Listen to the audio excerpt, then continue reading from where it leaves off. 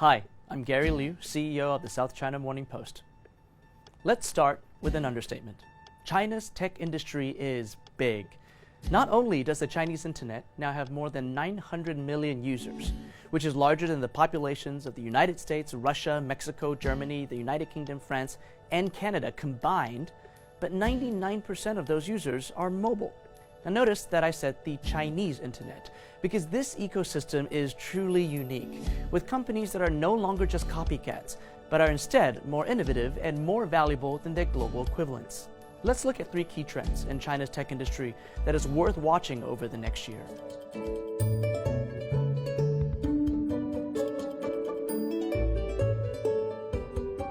Number 1. COVID-19 will leave a lasting and transformative impact on China's internet and technology sector. The pandemic has dramatically shifted media consumption behavior across China, driving record-high internet and app usage. Pre-COVID, Chinese users spend an average of 5.6 hours per day on the internet.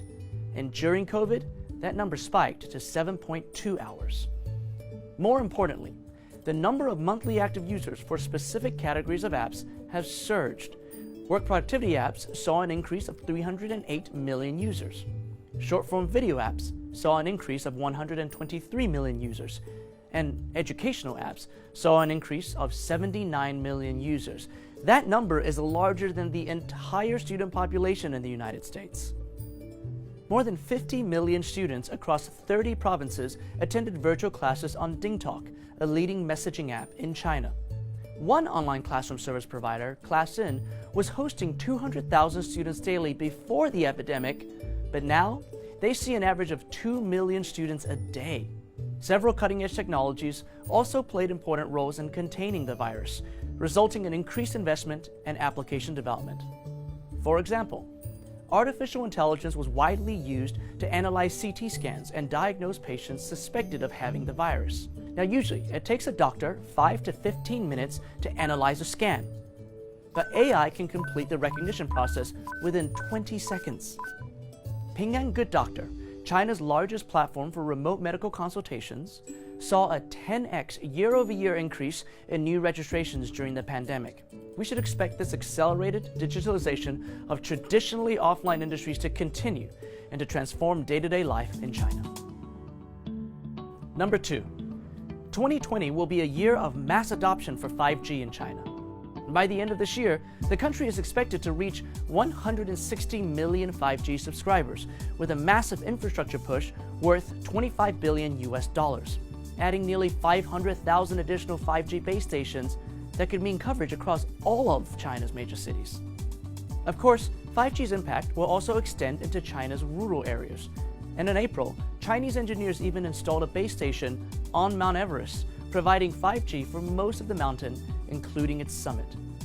In addition, China's smartphone brands are introducing dozens of moderately priced 5G smartphones to drive adoption. In the first half of this year, we've already seen more than 30 new 5G smartphones launched by brands such as Huawei, Xiaomi, Oppo, and Vivo. Now, according to a global survey, Chinese consumers have the highest intent to upgrade to 5G, as well as the highest willingness to pay more for 5G speeds, which can reach 100 times that of 4G. Although this speed is mostly a concept around the world, in China, many mass-market 5G consumer applications are already nearing launch. As one example, China's 3 largest telecom carriers are joining forces to introduce a 5G messaging service in 2020 that will replace SMS. Users will be able to exchange text, photos, video, and audio at 5G speeds directly through the network messaging protocol. But of course, 5G means much more than just faster download speeds and reduced latency. It will be the connective tissue that enables truly smart cities, fully autonomous vehicles, remote surgeries, etc., etc. Honestly, it is the backbone of the next quantum leap in technology, and China is off to a running start. And number 3. Live streaming continues to evolve and expand in China, where it first gained momentum in 2014, primarily around gaming, sports, and teen culture. It then became explosively popular for commerce, mostly being used to sell fast-moving consumer goods like beauty products. Case in point, the country's most important beauty influencer is a man named Li Jiaqi, otherwise known as the King of Lipstick, who rose to fame through live streaming and once sold 15,000 lipsticks in under 5 minutes. Now, live streaming is being used by all kinds of traditional industries to increase sales, such as in real estate, automotive, and travel. In April, China's live streaming sales queen, Via, even managed to sell a $5.5 million rocket launch service. Recently, we're also seeing more and more tech executives and entrepreneurs becoming live streaming stars themselves.